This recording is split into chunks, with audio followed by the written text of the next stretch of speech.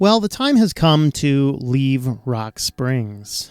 I've been here for about a week, and as I said, this is the starting place of my journey, not just a destination along the road. I had some wonderful visits with some friends, but alas, it is time to leave. After all, it's getting cold. I didn't really move into the van to hang out in the snow in 20-degree weather at night, so we're gonna go ahead and head on south. We're taking Route 191 south out of Rock Springs, which goes on down into Utah. This is a wonderful little road which is going to pass by a national recreation center called Flaming Gorge. A wonderful gorge that was actually first described by a gentleman in Green River, which is really the next city over, and one of the best places to hang out by the waterfronts and things over there in Green River, Wyoming. But for now, we are going to be heading south. This road takes us down through some deserts and into some changing scenery as we will start hitting some pines. We're going to start hitting some red sandstones and just a shift in vegetation as we climb up in altitude. Well, don't tell anyone, but there is a very small stretch of road here. You're supposed to have chains with you. I didn't. Well, anyway, we're heading on towards the Flaming Gorge right now. Of course, Flaming Gorge is now a dam with a big reservoir, and it provides electric power to a lot of the regions in the community. So here we travel over the dam, and underneath there is the hydroelectric plant, and over there on the right, we will see the power lines and the transformers. There's also, inside of here, there's a wonderful tour you can take. Of course, being the middle of November, the tourist site is now closed, so we won't be able to have a look at that. But we will be able to look at over the reservoir, over the gorge, and then pretty soon we're going to head on up a few miles down the road where we can look down into where the namesake came from and talk a little bit more about that. Well, we've made it down to Flaming Gorge, and I'm actually at the visitor center spot, which is kind of behind me over there somewhere. See the dam behind me, and there's a visitor center over there too. I've actually toured it before. We probably won't today, but they may or may not have tours running. But we'll go ahead and show you what this place looks like. Now, there's a few different lookouts over here, and this one's probably not the most impressive lookout. The other ones are down the road a little bit further, but we'll go ahead and see what we see around here.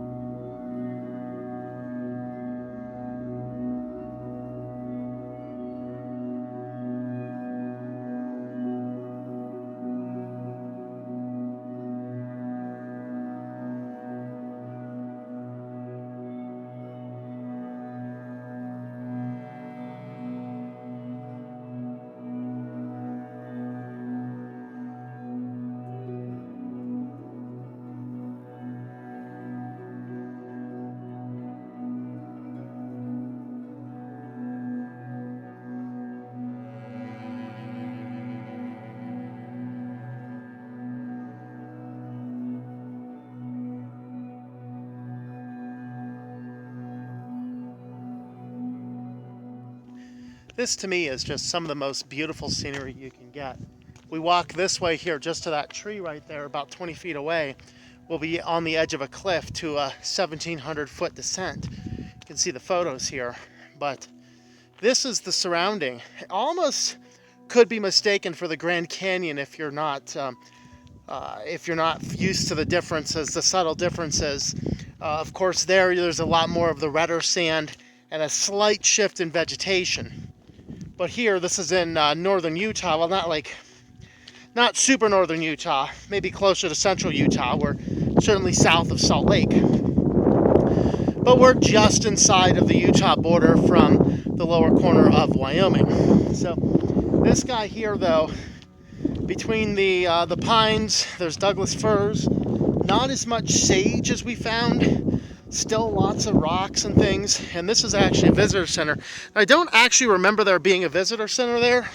It's closed for the season, so maybe it was installed since the last time I've been here. But nevertheless, this one here is off of Red Canyon Road, off of 44 in Utah. And this is some of the most spectacular views of Flaming Gorge. So we saw the visitor center, but this is where you want to go for some of the best sights. And there's actually another fenced out area, which the fenced areas bring us right to the edge of the cliff in a, well, reasonably safe manner. So we'll go and see what that looks like too.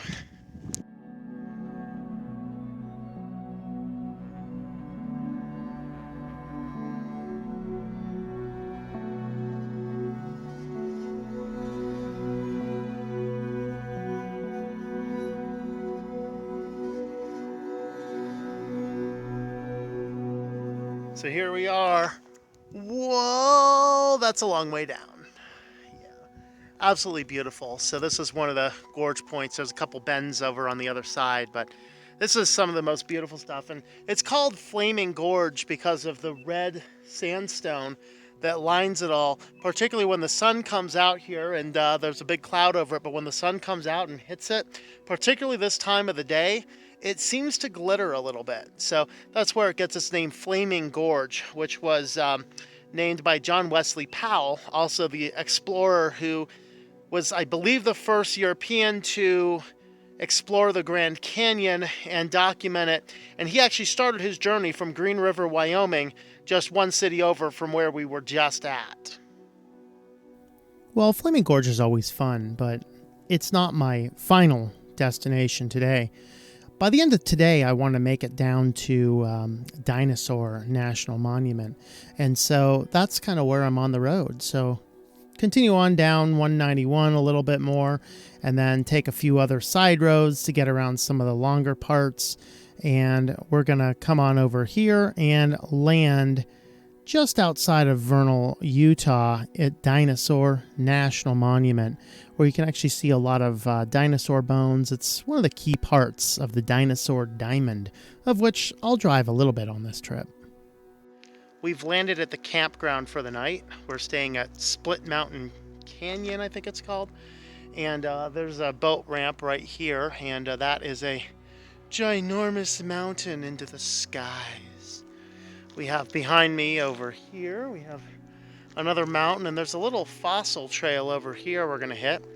Now, during the season, the open season, the summer season, this is going to be $40 a night, and there are options for some utility hookups. There's some water on grounds. There's a couple places with electric here. It's off season right now, so it's $6, and they've shut off the water. So I have 10 gallons of water. I'm fine. I don't need any water. There's, during season, there's modern flushing toilets. It is off season, so there's actually some pit toilets here as well. So no needing the bucket today either. Oh boy. Well, I'm gonna get in there and see if I can get a little bit of hiking in, and then a little bit of work tonight after the sun goes down in about an hour. And then tomorrow we'll explore this place more. Well, it's dark now, of course, as you can see out the front window. And what we're going to do now is I'm just going to cook up a little bit of dinner and then get a little bit of work done here. And I actually have to pull out some of my contingency systems because I actually have internet on my primary phone, but I don't have internet through my extended network. So that's an interesting little twist on things. And we'll go ahead and do a separate video on the contingencies and what I'm doing about that. But for the meantime, we're going to go ahead and do some dinner. I bought some green beans here that I need to use up before they all go slimy and bad. So we're going to go ahead and chop those guys up, mix it up with a little bit of ham, and we're going to, I was partial boil, partial sizzle. In the meantime, I also have these soups here, kind of like ramens.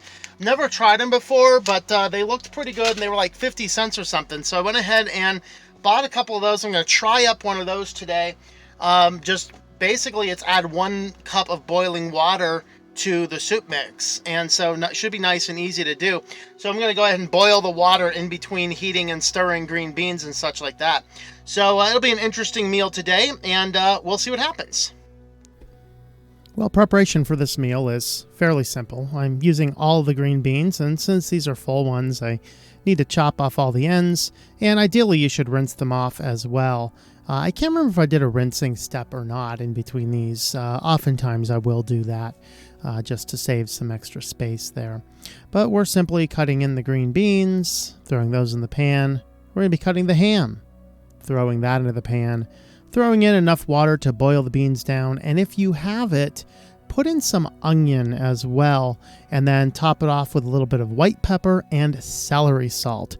That is going to get you the most amazing green beans you've ever had. Of course, I'm using ham here because that's what I have. Bacon is actually even a little bit better than just the ham, so consider that as well. But this is a wonderful dish, and it was certainly large enough and filling enough for the entirety of the night.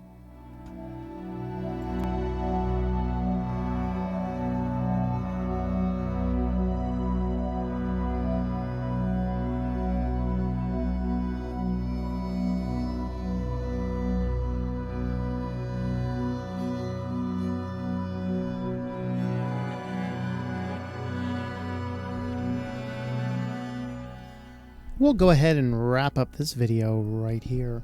So thanks for coming along on this trip on down to Dinosaur National Monument. I thought I'd go ahead and end with just a few of the photos I snapped on my walk right before dinner. And then tomorrow we will go ahead and have a look at what this little national monument has to offer. So thanks for coming along on Tux Traveler. Subscribe to the channel if you've not already done so, and we will see you guys a little bit further on down the road.